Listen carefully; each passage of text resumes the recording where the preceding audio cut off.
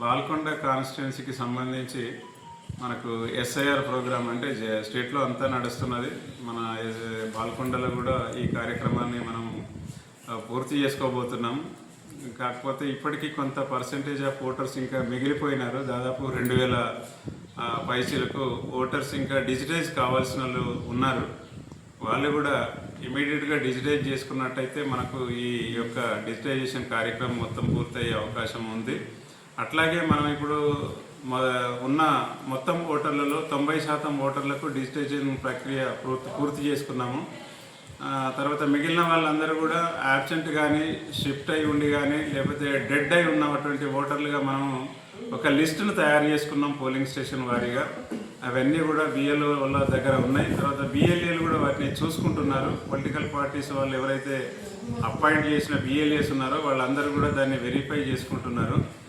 ఆ ప్రకారంగానే మనం వాళ్ళందరితోటి కూడా ఒక మీటింగ్ కండక్ట్ చేసి మినిట్స్ కూడా రికార్డ్ చేసి అవన్నీ చదివి వినిపించి ఏమైనా వాళ్ళ దృష్టికి ఏమైనా పొరపాట్లు కూడా దృష్టికి వచ్చినట్లయితే కూడా వాటిని కూడా పరిశీలించి మళ్ళీ కూడా వాటిని మీద చర్య తీసుకోవాల్సిందిగా మనం బిఎల్ఓలకు, తర్వాత బిఎల్ఓ సూపర్వైజర్లకు, ఏఈఆర్ఓలందరికీ కూడా ఇన్స్ట్రక్షన్స్ ఇవ్వడం జరిగింది. గ్రామీణ ప్రాంతాల్లో చూసుకున్నట్టయితే గ్రామ పంచాయతీ పరిధిలో అన్ని పోలింగ్ స్టేషన్లలో కూడా ఈ ప్రక్రియ పూర్తయింది. గ్రామ సభలు అంటే పోలింగ్ స్టేషన్ స్థాయి గ్రామ సభను కండక్ట్ చేస్తున్నారు. దాంట్లో బిఎల్ఓ గారు అధ్యక్షతన, తర్వాత బిఎల్ఏలు, పొలిటికల్ పార్టీస్ రిప్రజెంటేటివ్స్, విలేజ్లో ఉన్నటువంటి గ్రామంలో ఆ గ్రామానికి సంబంధించిన ఓటర్లకు పరిచయం ఉన్నటువంటి వ్యక్తులు, ఇతర వ్యక్తులందరినీ కూడా పిలిచి వాటిని చదివి వినిపించి ఆ యొక్క మినిట్స్ రికార్డ్ చేసి ఏమన్నా ఆబ్జెక్షన్స్ ఉంటే కూడా తీసుకొని వాటిని పరిశీలించి సరి అయిన చర్య తీసుకోమని ఇన్స్ట్రక్షన్స్ ఇచ్చినాము. ఈ ప్రక్రియ అంతా జీపీ పరిధిలో, గ్రామ పంచాయతీ పరిధిలలో అయిపోతున్నది. ఒక మున్సిపల్ పరిధిలో భీమ్గల్లో కొంత కావాల్సి ఉన్నది, అది కూడా 2 రోజులలో పూర్తి అవుతుంది. బాల్కొండ కూడా కొద్దిగా టౌన్ లాంటి అదే కాబట్టి అక్కడ కూడా 11 పోలింగ్ స్టేషన్స్ ఉన్నాయి కాబట్టి అక్కడ కూడా కొద్దిగా ఈ ప్రక్రియ ఈరోజు రేపు పూర్తి అవుతుంది. మిగతా గ్రామీణ ప్రాంతాలలో ఆల్మోస్ట్ ఆల్ పూర్తయింది. ఒక వేల్పూర్లో ఒక 4-5 పోలింగ్ స్టేషన్స్, మెండోరాలో ఒక 4-5 పోలింగ్ స్టేషన్స్, బాల్కొండ, కిసాన్ నగర్ లాంటి ఒక 2-3 పోలింగ్ స్టేషన్స్ తప్పితే మిగతా పోలింగ్ స్టేషన్స్ అన్నింటిలో కూడా 100% పూర్తయి గ్రామ సభల స్థాయికి కూడా చేరుకున్నారు. మన బిఎల్ఓస్ కానీ, బిఎల్ఏస్ కానీ, పొలిటికల్ పార్టీస్కి సంబంధించిన రిప్రజెంటేటివ్స్ అందరూ కూడా చాలా బాగా కోఆపరేట్ చేసినారు. ఇప్పటికీ కూడా ఏదైనా ఫామ్ మిస్ అయినట్టో, లేకపోతే వాళ్ళ ఇంటికి రానట్టో, లేకపోతే వాళ్ళు ఇవ్వనట్టో, వాళ్ళ దగ్గరనే ఉండి లేకపోతే ఏదైనా ఊరికి వెళ్ళినట్టయితే అటువంటి ఇన్ఫర్మేషన్ ఇచ్చినట్టయితే కూడా వాళ్ళ యొక్క ఫామ్స్ కూడా కలెక్ట్ చేసుకొని తర్వాత వాటిని కూడా డిజిటైజ్ చేయడం జరుగుతుంది. తర్వాత ఏఎస్డి లిస్ట్ అని తయారు చేసినాం. ఏఎస్డి దాంట్లో absent voters, shifted voters, dead voters ఉంటారు.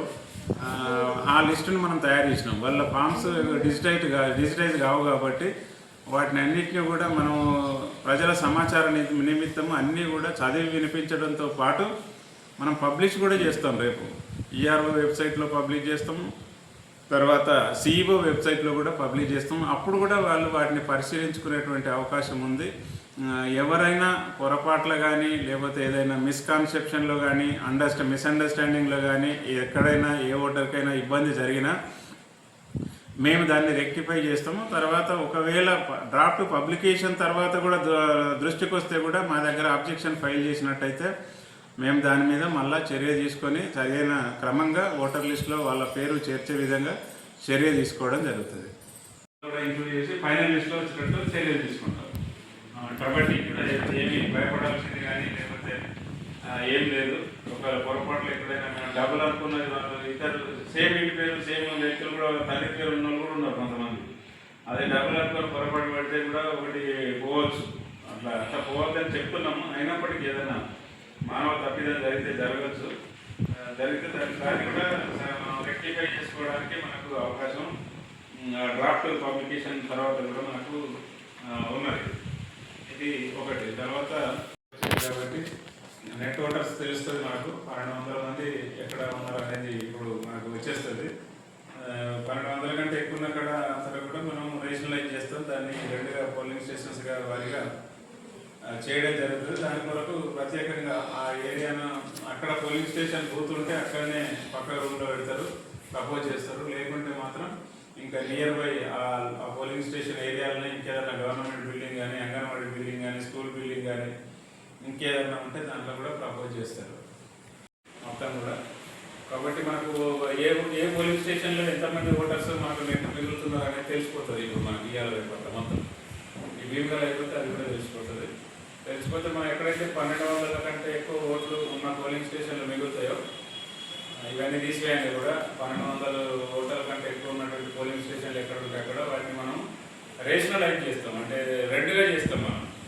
ఎందుకంటే మళ్ళీ మనకు ఎలక్షన్ వరకు 1200 1300 అవుతుంది, 1400 అవుతుంది. కాబట్టి మనకు అప్పటికి ఓటింగ్ ప్రాబ్లం అవుతుంది. మళ్ళీ పొద్దున 7 గంటల నుంచి సాయంత్రం 5 గంటలకు కూడా ఓటింగ్ కంప్లీట్ అయ్యే అవకాశం ఉండదు. కాబట్టి మనం ఎక్కడైతే 1200 కంటే ఓట్లు ఎక్కువ ఉండి 11 పోలింగ్ స్టేషన్లు, మీ దగ్గర వీగల్లో 13 పోలింగ్ స్టేషన్లు, ఇక్కడ ఈ కార్యక్రమం ఇంకా జరగలేదని నేను అనుకుంటున్నా. అది కూడా మీరు పూర్తి చేయాలి. అంటే అక్కడ ఉన్నటువంటి డిఎల్ఏలు, పార్టీ ప్రముఖులు, గ్రామంలో ఉన్నటువంటి పరిచయాలు ఉన్నటువంటి పెద్దలు వీళ్ళు కూడా పిలుచుకోండి. గ్రామ సమాఖ్యలకు బాగా పరిచయాలు ఉంటాయి. వాళ్ళకి ఇంటింటి వాళ్ళ మెంబర్స్ ఉంటారు కాబట్టి వాళ్ళని కూడా పిలిపించుకొని పేర్లు చదవండి. ఏఎస్డీ లిస్ట్లో ఇంక్లూడ్ చేసినాం. అంటే మాకు పోతే ఇంటికి పోతే దొరకలేదు, లేకపోతే వాళ్ళు చనిపోయారని చెప్పారు, లేకపోతే మాకే డబ్బులు అని తెలిసింది. ఆ డబ్బులు నిజంగా డబ్బులా, ఒకటే వ్యక్తి లేకపోతే ఇద్దరు వేరు వేరు వ్యక్తులు అనేది కూడా కన్ఫర్మ్ చేసుకోండి.